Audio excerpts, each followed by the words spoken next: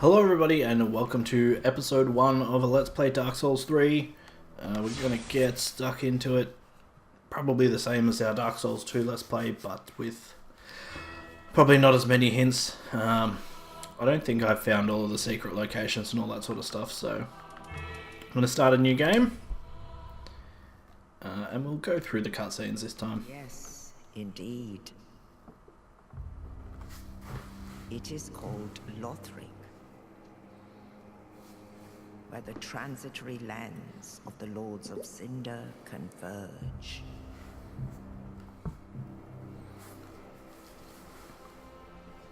In venturing north, the pilgrims discover the truth of the old words. The fire fades, and the lords go without thrones.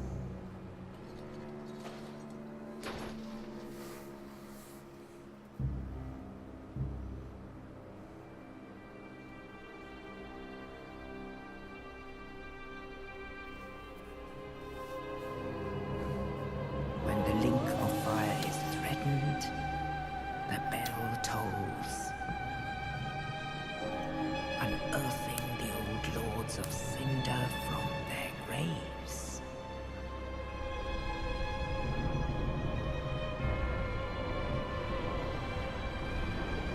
Aldrich, saint of the deep,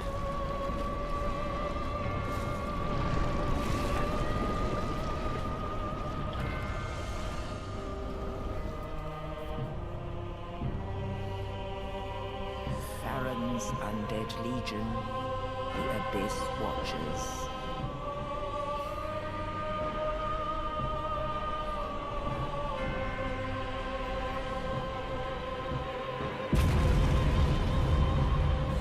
Liam! And the reclusive lord of the profaned capital.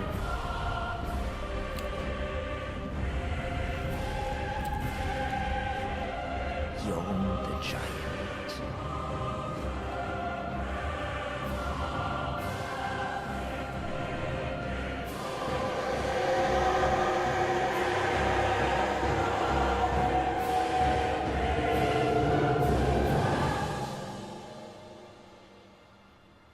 Only in truth, the lords will abandon their thrones.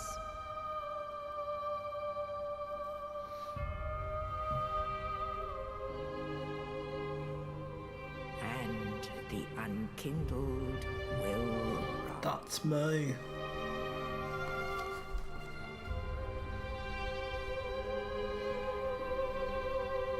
Nameless, cursed undead, unfit even to be cinder. And so it is that ash seeketh embers.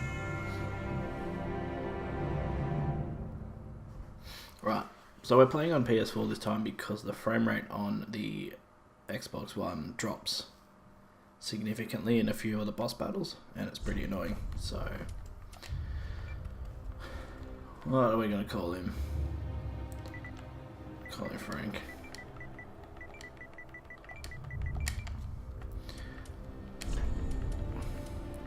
I personally don't spend too much time customizing a character because I wear a full suit of armor the whole time. A few things to note when you're starting out with your starting class. Only the Knight and the Herald have shields that block 100% physical damage. You do find one relatively quickly on, but for the starting area. Another thing to note would be the Pyromancer used to be the dumb man's magic. Used to not have requirements, but now most pyromanciers you need both faith and intelligence. So you need to keep your faith and intelligence pretty much even when you're building this character.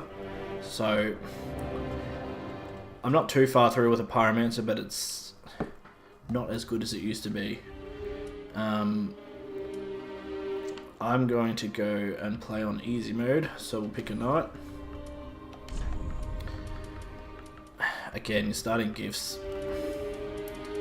I'm just gonna go a life ring.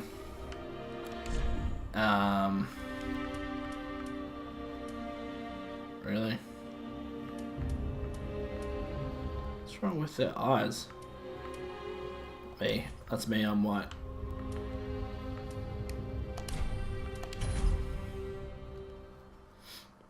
Pretty much the same character creator as the other one, or as Dark Souls 2 at least.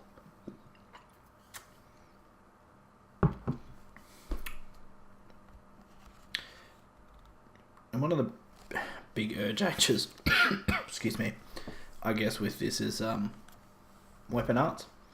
Every weapon has a unique move. Usually, a class of weapon will have one or two different ones. So a greatsword will have one. Spears usually have a charge attack. The boss weapons actually have some pretty cool special moves. I guess it compensates for them not being, the highest damage in their class. I've played this through a couple of times and I haven't really... I didn't use the weapon arts that much. Mainly because you have to be two-handing a weapon to use them, or have a shield that lets you... Okay, so this shield parries. There's some shields that just let you use your weapon art, which, that's handy.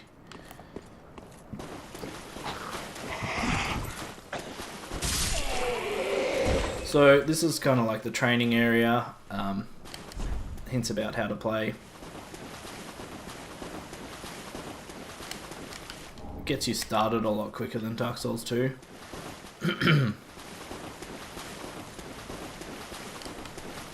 So this is a new item up here. The Ashen Estus Flask, so that's actually for replenishing your magic.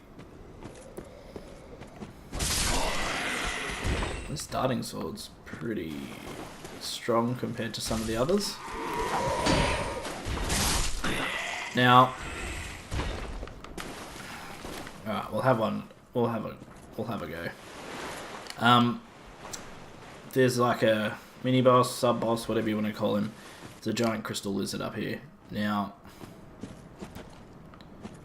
I'll just stand it. Yeah, okay, the life ring's on. You don't have to fight this at all, and you definitely don't have to fight it like right at the start. It's got some pretty strong AoE magic attacks like that.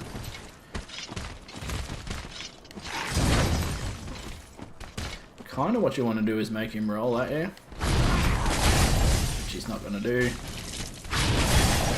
Come on.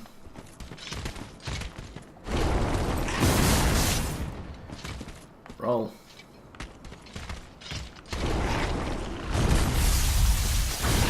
So if you can stagger him if you attack him enough, like right after he rolls, or you can get nearly killed.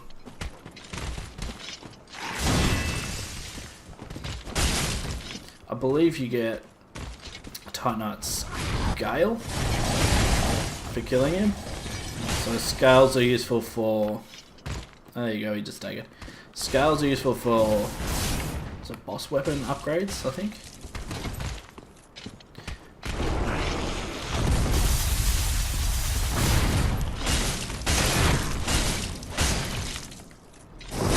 You can do a visceral once you stagger him.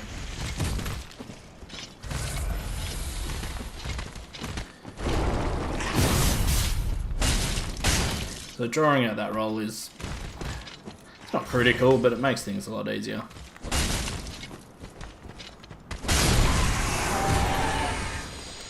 Okay.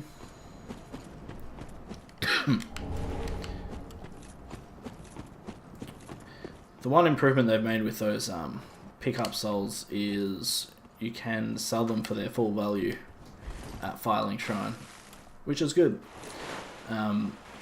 Makes using the right amount a lot easier. So there's an archer up here.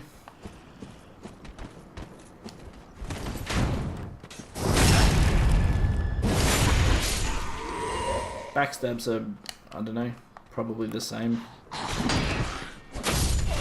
Some creatures they're easy to do, some they're not. So what just happened there, I just got an Estus Flask back, and I don't know how that happens. It seems to be a bit random. Sometimes it's when you kill a tougher enemy, you'll get one back. Doesn't really seem to be a rhyme or reason as to why, but anyway. That's our first bonfire. Again, if you rest at the bonfire, you get all your health back, and you get your Estus flasks back. Don't really need to at the moment.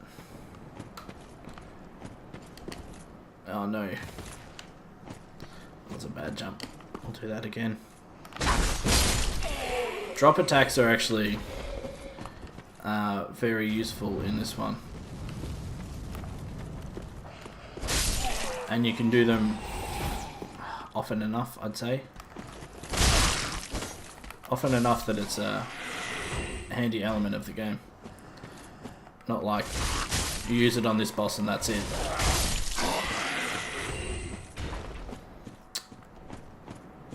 I can't even remember what... There we go. What this item is. Another small small change that doesn't really matter. When you jump, if you stop moving, you don't do the roll at the end. You just stop in your tracks, so... Again, not really important, but it's an interesting change, I guess.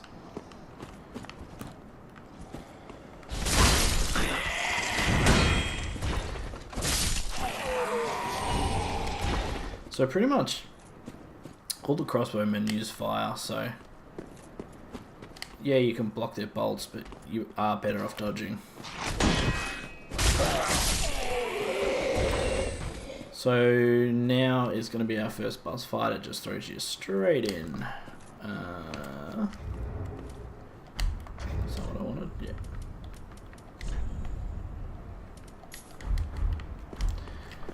The second stage of this boss, fire does more damage, so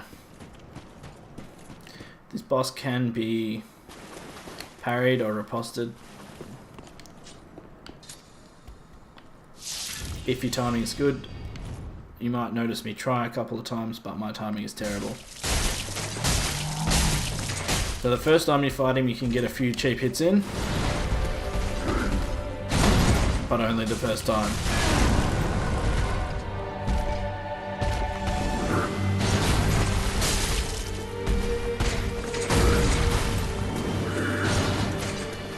Oops. Oops.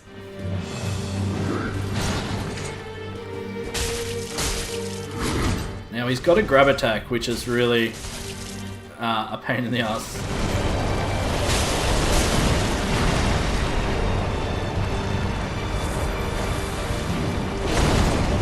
You kind of just want to stay close. Now you can peg fireballs at him. This is the stage where he seems to be relatively vulnerable to fire.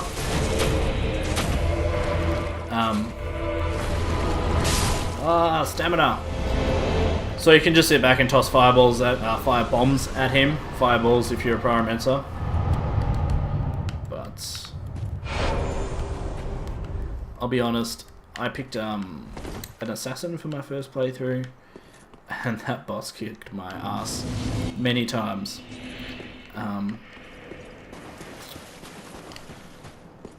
Oh, that's a new feature. So when you kill a boss, you get embered, which I guess is like having your humanity restored.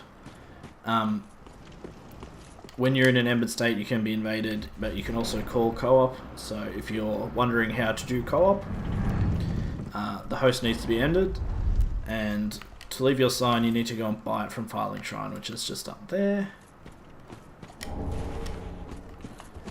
There's a few items laying around. I don't think there's anything that's fantastic.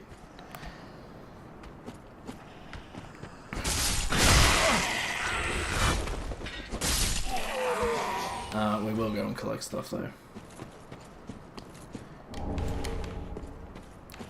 Homeward bones, always useful.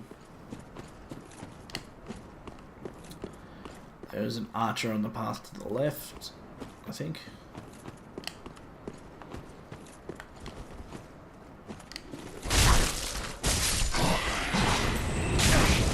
Yep.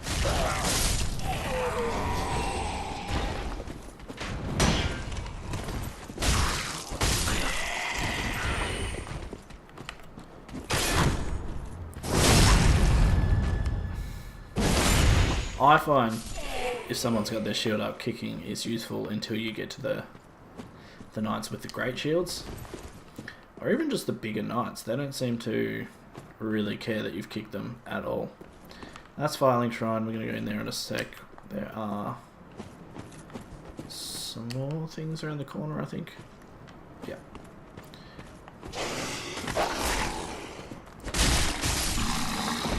So dogs are really vulnerable to fire. If you have a fire imbued weapon, they'll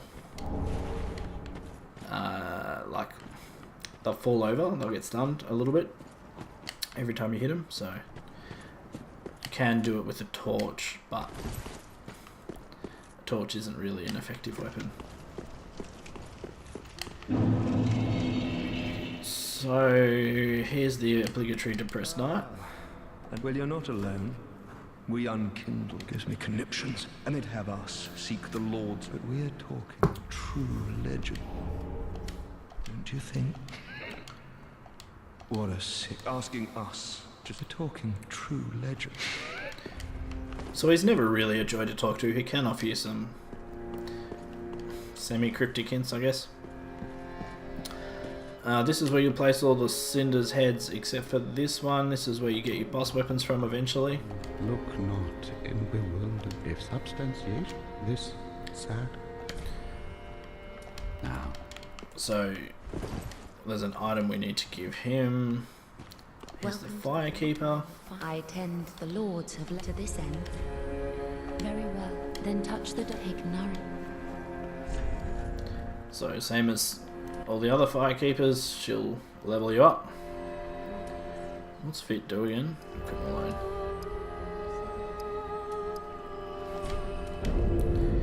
I'm gonna make a mainly strength and dex build. Maybe worth getting my intelligence to 10.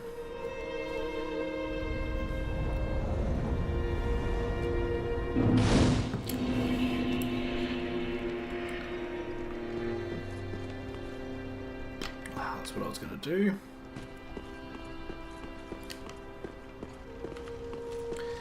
I will show you the rest of Firelink Shrine in a sec. I'm going to have a couple of attempts at this before I give up, but basically you need a key that's 20,000 souls to get in. It's the tower key. It's sold by a person that we can go and speak to in a sec. I don't know if they've patched this.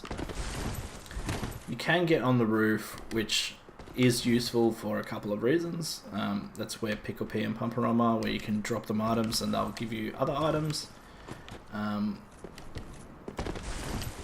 I've not been particularly good at getting up here, but basically you need to jump from the tree and then make a sharp right. But there's also a, I think it's the covetous silver serpent ring. Whoops, that was terrible. Basically just keep trying till you get it.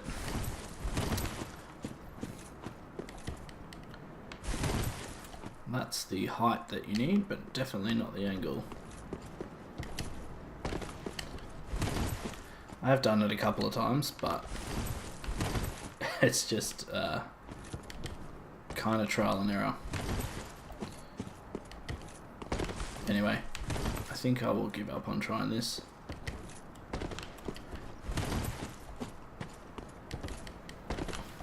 Come on. No.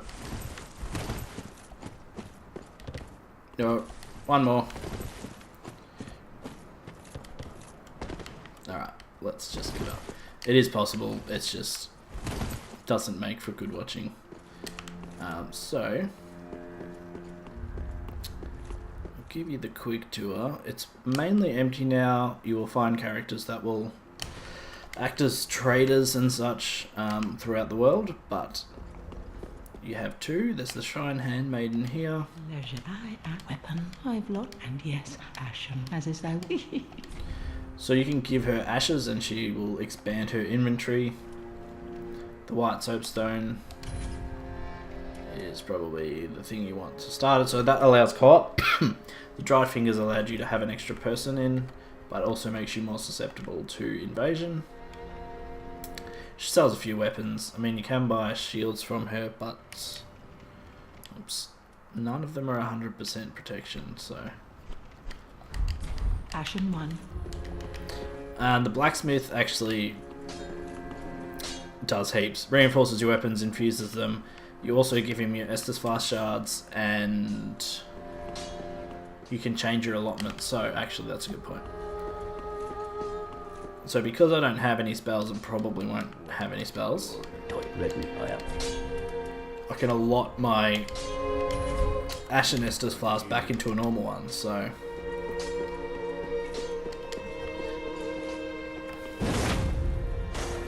this is your weapon art. Interesting. Bit of a charge, that's good. I believe there's an Estus Fast shard in the roof, so if you make that jump I was trying to do before, you can get to it.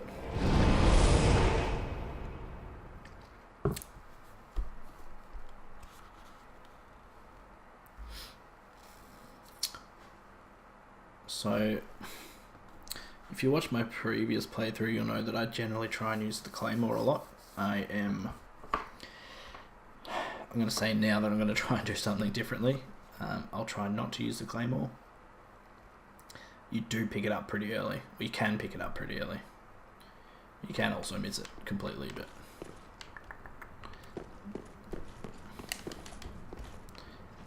So if you're part of the network test, you'll know this area. I wasn't, but I did get to play this at PAX last year.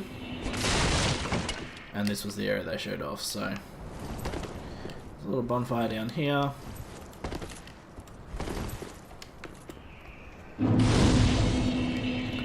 Alright, this is not the right way to go. Right is not the right way to go. But we're going to go this way anyway. I recommend going that way first so you get to kill him. That dog's going to come after you, but it kind of doesn't really know how to. It struggles a bit. I don't know. He made it all the way around. Good on you, dog.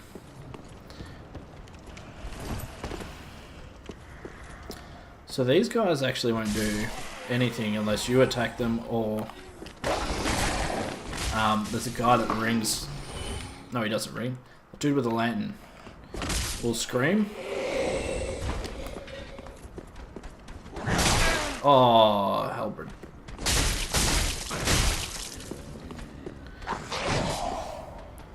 And if the dude with the lantern screams, then all those dormant guys will actually get up and attack you.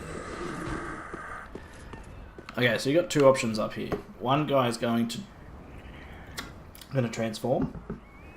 If you let him transform and you kill him, you get a Titanite shard. If you rush him like I'm trying to and kill him first, you don't get the shard, but he's a lot easier to fight.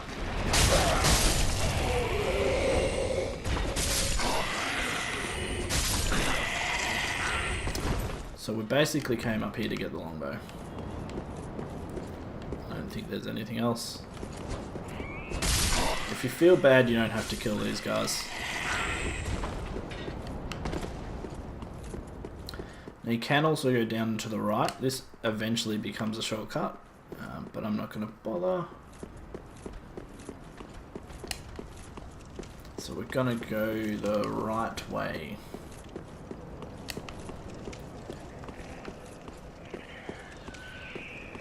Okay. So this man with the sword is obviously going to attack us. Come on.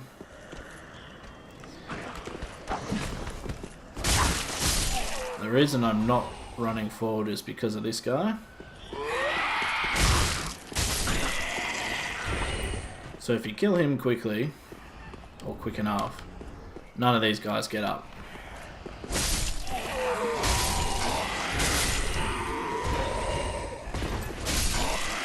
Not that they have weapons, but it's very... Oh, no, that guy has a weapon. That guy has a weapon. It's very easy to get swarmed right at the start.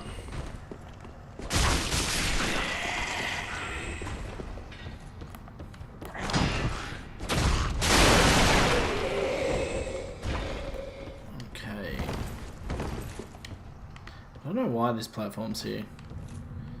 I guess it's for people that don't like ladders.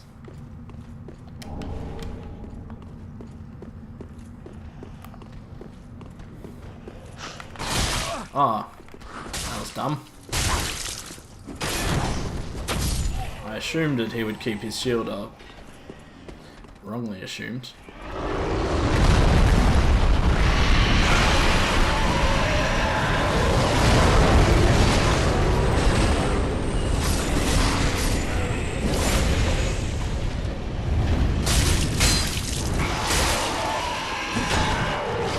Now that dragon, apparently you can get it to leave if you shoot it enough.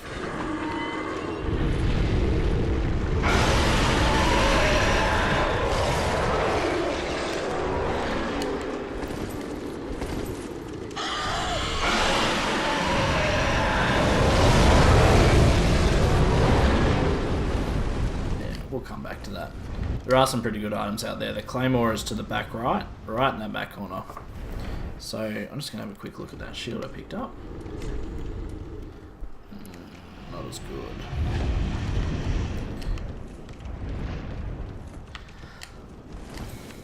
So this is, I think this is a kind of a shortcut. If you didn't take the stairs and you went right, you're going to end up in the same area anyway. I'm going to teach you something very useful to look out for in a sec. So that door only opens from this side, but I don't have any. Okay. This chest is not a chest.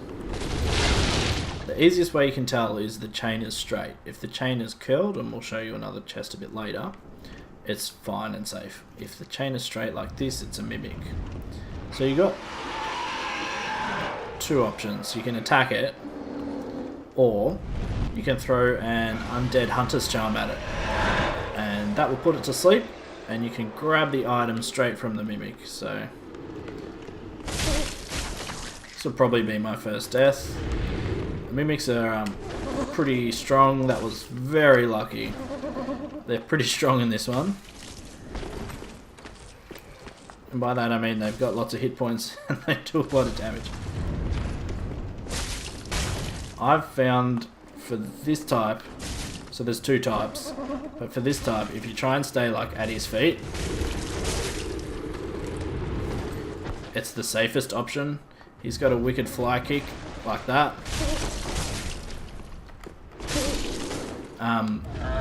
There's another one that's like crab walks. It's no fun.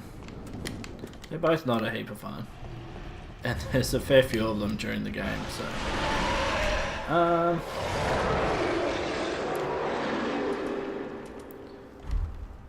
Can I hold two? 69%. That's enough.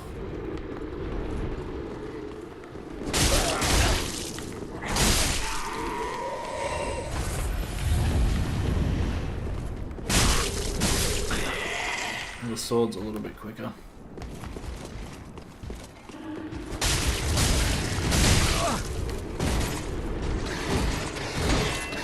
I don't believe you can kick them. I think they give zero cares about kicking their shield.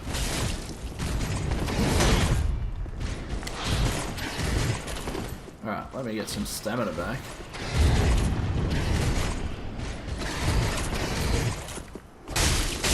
So I didn't go around far enough for a backstab. So basically, that small path down there, and that's where we were. So you don't miss anything going this way.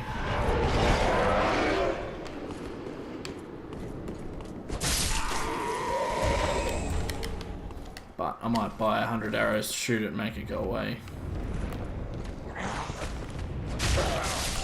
So we're going to make it to the first bonfire, and I think that'll be it. Go careful.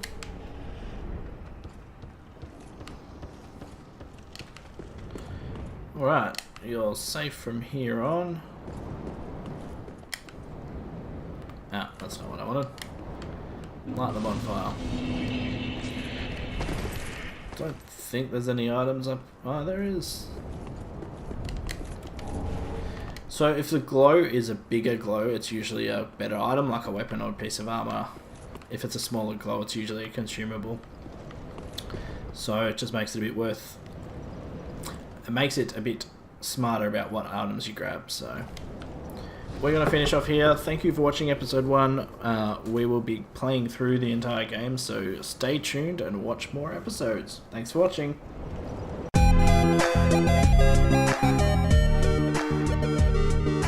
Hey, thanks for watching our video. If you like what we do, please click like and leave a comment below. Feedback's always useful and likes are always appreciated. You can also click subscribe and check out our other How to Play videos. We also do playthroughs for video games and reviews. If reading's more your thing, be sure to head over to anotherdungeon.com and check out all our previews, reviews and other written articles. Thanks again for watching. Bye!